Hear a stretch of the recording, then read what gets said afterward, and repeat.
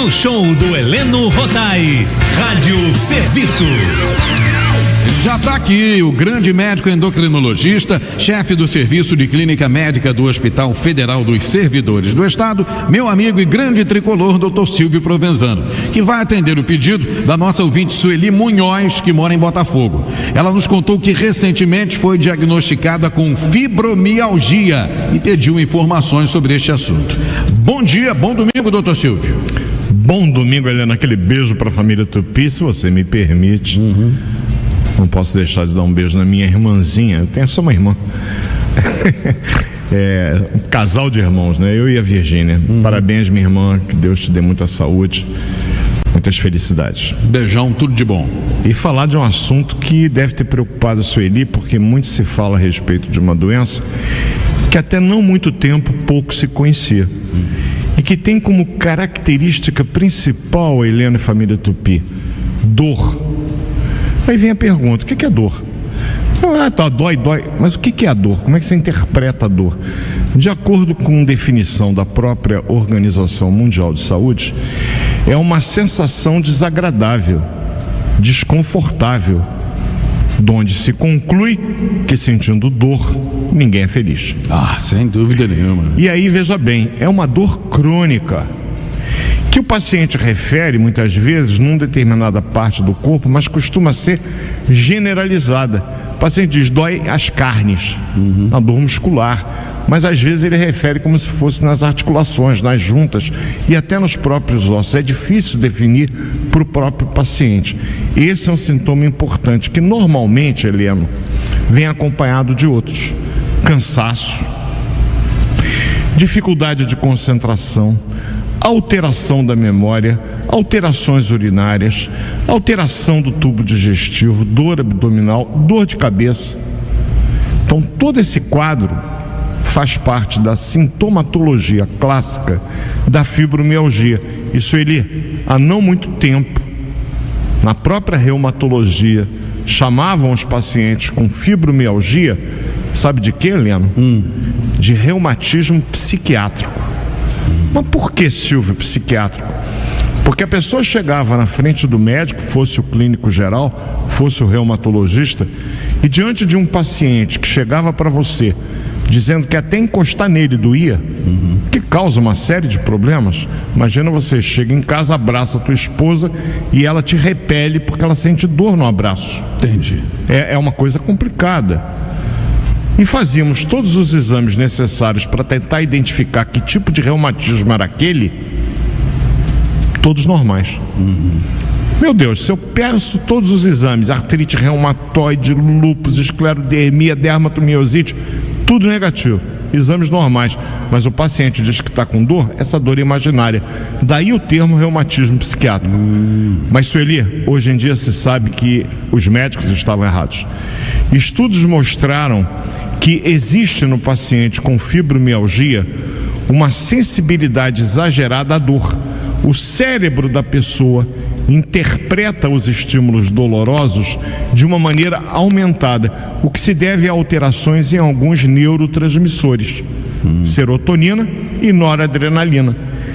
Esse desequilíbrio desses neurotransmissores exacerba, olha que termo bonito, o estímulo da dor. O termo é bonito, mas a sensação é horrível. Imagino. Tanto que na hora de você tentar fazer o diagnóstico, além das queixas que eu acabei de citar, normalmente tem depressão e ansiedade, alterações do humor, e o paciente relata um certo afastamento social.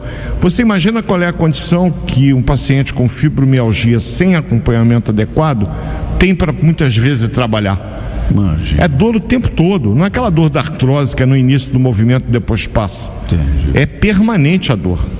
Tem algum grupo de risco, doutor? Olha, a fibromialgia é uma condição muito mais comum do que a gente imagina e subdiagnosticada. Estima-se que aproximadamente 5% da população geral tem a fibromialgia.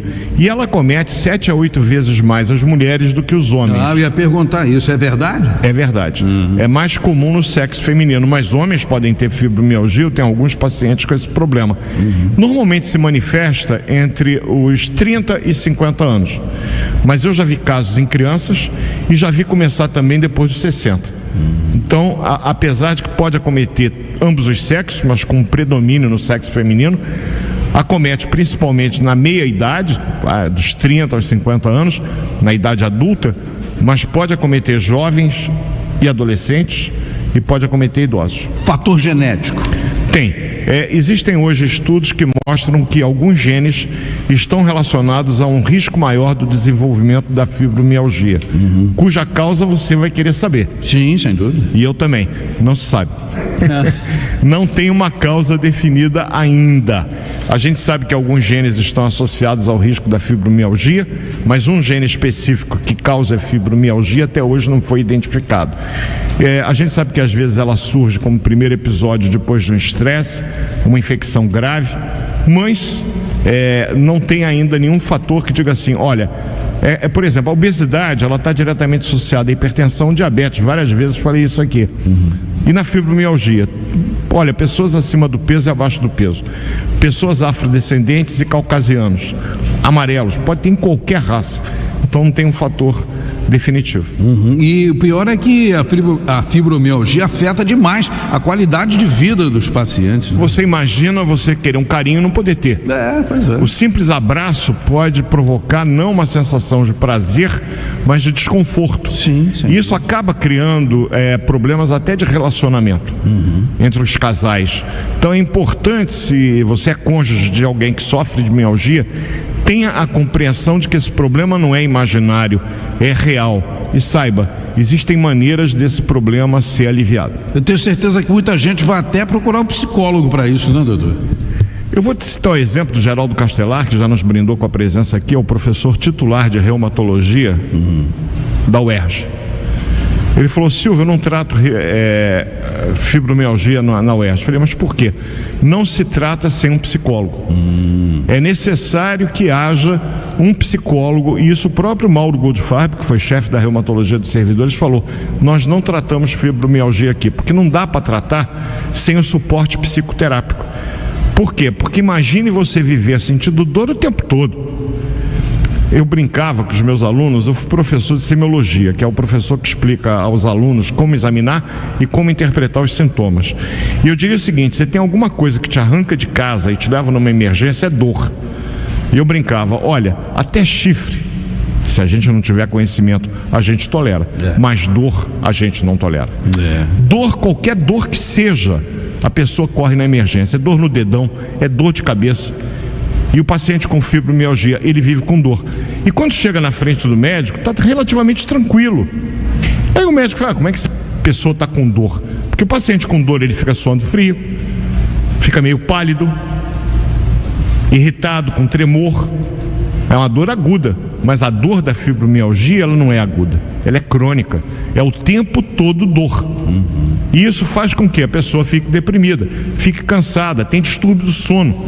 A pessoa dorme às vezes um número relativamente grande de horas, fica 8 horas na cama aparentemente dormindo, mas quando se faz aquele exame de avaliação do sono, o paciente com fibromialgia, ele não atinge a fase 4 do sono, que é a chamada fase REM, em inglês é Rapid Eye Movement, movimento rápido dos olhos. É necessário que a gente chegue nessa fase, que é o sono profundo, para que o nosso corpo tenha a sensação de descanso. O paciente com fibromialgia, ele vai na fase 1, fase 2, fase 3, quando entra na 4 ele sai novamente. Então ele fica aparentemente dormindo um grande número de horas, mas sem aprofundar o sono, razão pela qual, quando acorda de manhã, tem a sensação de que não dormiu e fica cansado o dia inteiro, com sonolência diurna inclusive, e isso é muito confundido até com sintomas de depressão. A depressão não causa fibromialgia, mas aproximadamente metade dos pacientes com fibromialgia tem depressão. E rapidamente, para encerrar, o tratamento, doutor. Olha, o tratamento não pode ser rápido, mas vamos tentar. É curioso, né? Porque eu já vi muitos pacientes até dependentes de opioides, né? Como derivados da morfina, para aliviar a dor da fibromialgia. E curiosamente, analgésicos e anti-inflamatórios no paciente com fibromialgia praticamente não desempenham papel algum. Entendi. Não servem para nada. Porque, como eu disse no início, hoje se sabe que há um desequilíbrio de neurotransmissores. Então, nós tratamos medicamentosamente a fibromialgia com drogas anticonvulsivantes, antidepressivas Eventualmente um analgésico sim, mas nunca um analgésico forte derivado da morfina. Pelo risco de dependência, estamos cheios de filmes aí mostrando o problema dos opioides no mundo inteiro. E o paciente com fibromialgia, por sentir dor crônica o tempo todo, obviamente ele acaba se tornando dependente desses remédios. Então é anticonvulsivantes, antidepressivos, são muito utilizados. Recentemente, o canabidiol tem sido empregado com bons resultados a princípio no paciente com fibromialgia. E o tratamento que eu digo que está acima do peso, uma dieta equilibrada, exercícios físicos, mas doutor, com dor, o paciente com fibromialgia que faz exercício, ele tem uma sensação de alívio da dor que aquele que não faz exercício não tem. Então exercícios físicos, psicoterapia cognitiva para entender aquele estímulo e não sofrer com ela. Às vezes um medicamento para induzir o sono pode ser útil para melhorar a qualidade do sono e diminuir o cansaço. Enfim, fisioterapia pode ter um papel também, acupuntura pode ter um papel também. Cada caso precisa ser, como tudo na medicina, analisado de forma individual, e ficaríamos horas falando aqui. Eu quero ouvir o Gerson falar da seleção. Então tá bom. Tema para semana que vem, meu amigão.